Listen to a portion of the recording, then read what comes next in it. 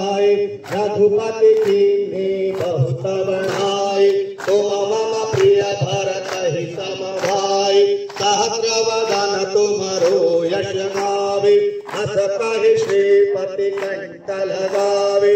कनकादिक ब्रह्मादि मुनीषा। नारद शारद सहित अहिसा। जम कुबेर दिगपाल जहाते। कवि कोविद कहि सके। आजचं आंदोलन काय होतं, कुठल्या मागणीला धरून होतं आणि काय आंदोलनाचं स्वरूप होतं, पुढची रूपरेषा काय? आजचा आंदोलनाचा आमचा मेन मुद्दा आहे की अवैध मजारी ज्या रामटेक गड मंदिरमध्ये बांधल्या आहे, 5-6 मजारी 4 मजारी ज्या आहेत त्या अवैध आहे आणि फॉरेस्टच्या जागेवर आहे, तर त्यांचा प्रशासनाने दखल घेऊन त्या मजारी त्वरित काढाव्या याच्याकरता आमचं हे आंदोलन मागील 10 दिवसापासून चालू आहे। आणि आज आमचं हनुमान चालीसा पठण होतं। त्या मजारीजवळ हनुमानजीचं जे मूर्ती आहे तिथे आम्ही हार पूजा केली आणि तिथे हनुमान चालीसा पठण केलं। याच्यानंतरचं आमचा आंदोलन इथे हळूहळू तीव्र होत जाईल। आम्ही CCF DCF फॉरेस्टच्या मोठ्या मोठ्या अधिकाऱ्याला याचं निवेदन देऊ। देवेंद्र फडणवीस साहेबांना आम्ही निवेदन देऊ आणि बावनकुळे साहेबांना निवेदन देऊ। आम्ही इथले स्थानिक आमदार आशिष भैया जयस्वाल यांनाही निवेदन दिलं आहे आणि आमची ही हळूहळू आंदोलनाची प्रक्रिया हळूहळू वाढत जाणार आहे।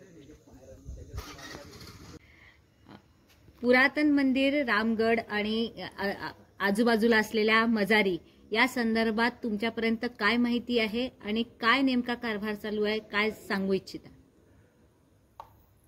रामटेक हे अतिशय पवित्र आणि आस्थेचं एक ठिकाण आहे आणि या संदर्भामध्ये गेल्या 4 ते 5 वर्षापासनं इथे काही अवैधरित्या बांधकाम मदारींचं सुरू आहे। त्यानिमित्ताने शासनाला आणि बाकी इतर भाविकांना हे सांगण्यात आलेलं आहे आणि आता स्थानिक जे आमचे सक्रिय कार्यकर्ते आहे त्यांनी हा विषय उचलून धरलेला आहे।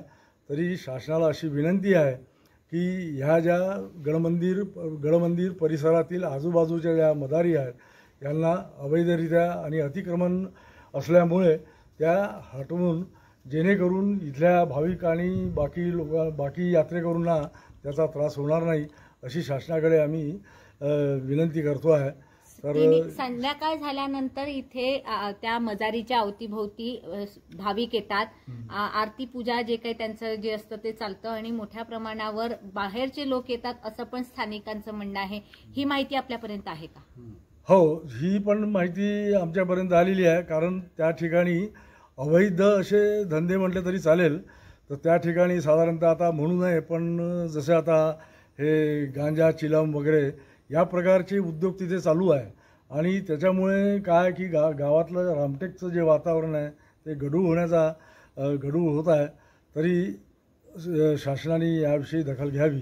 बाहेरचे लोक येतात असं पण स्थानिकांचं मत आहे आणि धर्मांतरणचा पण विषय इथे वाढतोय असं पण स्थानिकांचं मत आहे। ही माहिती आपल्याला आहे? हो, नक्कीच। इथे बाहेरचे जे आजूबाजूचे जे साधारणतः अवैध असे गैरहिंदू लोक येतात आणि त्याविषयी धर्मांतराविषयी कारवाई करतात आणि त्या दृष्टीने इथे धर्मांतराचंही प्रस्थ खूप वाढलेला आहे। तरी याविषयी देखील शासनाने खबरदारी घ्यावी आणि याच्यावर कारवाई व्हावी। धन्यवाद।